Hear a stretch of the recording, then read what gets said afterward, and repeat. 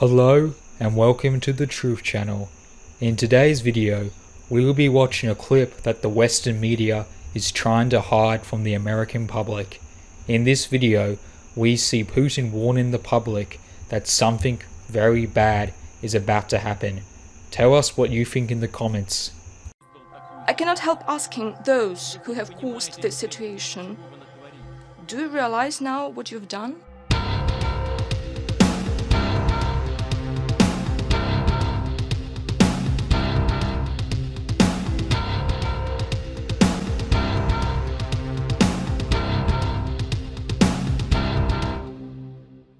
Speaking nearly a month ago, President Vladimir Putin at the International Economic Forum in St. Petersburg, Russia, warned the group of international journalists there repeatedly that Europe, the United States, and Russia were drifting towards full-scale war.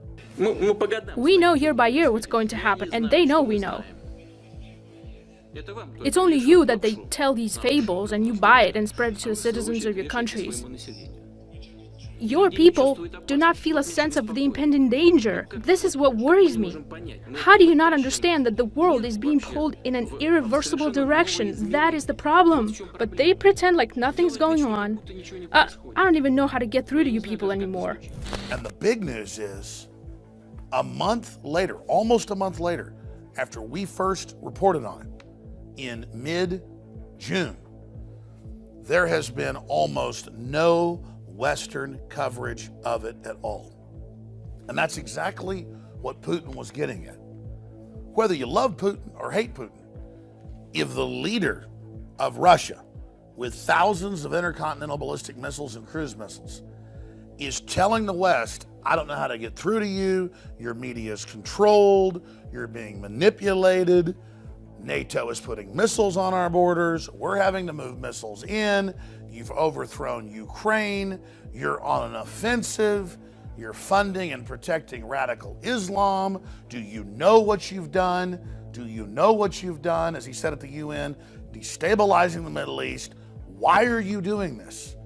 Where are the sound minds across the political spectrum who should be stopping this?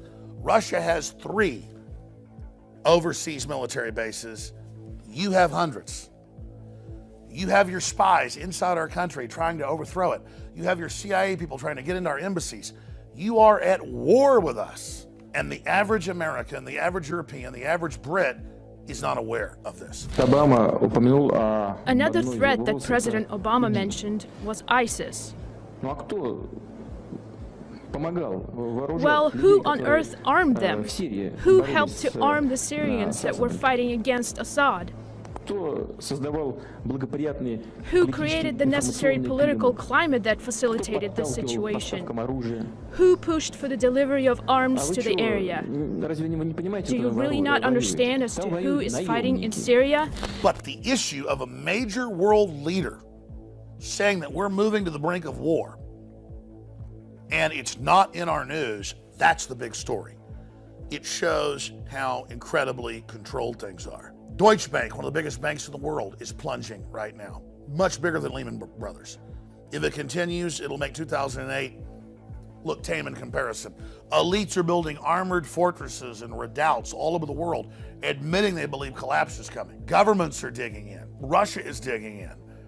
Our supposed government is collapsing our borders and bringing people in with diseases and ignoring the Supreme Court rulings.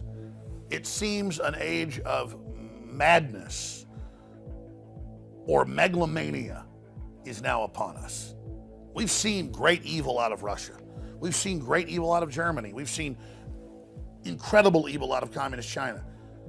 But America has had its problems as well. And now we see Europe and the United States and the whole Anglo-American establishment filled with hubris and arrogance, just violating domestic laws, persecuting the press, leaking classified material and getting away with it. This is the stuff that collapses and major wars and calamities are made of. And most historians point out the parallels between the start of World War I and what we now see happening today, and the parallels with the start of World War II and the climate politically we see today. Even the Pentagon admits that we're probably witnessing one of the most unstable periods in human history right now. But Obama says we've got the best economy ever and the world's the most stable it's ever been, as they do everything they can to push us into crisis. And it's not just the Democrats. They have their establishment Republican cohorts that are working with them. I have never been more concerned about what's happening on the planet today. And if we're able to raise the alarm, you, the freedom lovers out there, the people that want to have a civilization, the people that don't want to have war, if we're able to come together, whether we be black, white, old, young, conservative, libertarian, Catholic, Muslim, whatever it is, we cannot continue to have these conflicts. We cannot continue to have this globalist crisis brand where they stir up the problems, exacerbate the crises, and then gain power out of it. Because all the money in the world is going to be worthless if we have a major nuclear war. And that's what the Russian foreign minister and many others say we're going towards. And Putin is now begging with the press to trigger some type of debate and saying, I can't believe how none of this gets through to the people of the West. Please spread this video far and wide, and hopefully it will spur a debate that can cause some type of chain reaction that reverses our course, or at least changes our course from assured Armageddon. 20 years ago, I would interview people like Nigel Farage, the head of UKIP, when they had a couple members of the British Parliament and a couple members of the EU Parliament. Now it's the fastest growing party in Europe. They just had the British exit the Brexit successfully. Nationalism and anti-globalism is rising. I have seen the power of the people when we take action. And sure, our elites are decadent. Sure, they're inbred. Sure, they're very, very narcissistic and disconnected. But they will pay attention when we, the people, force the issue.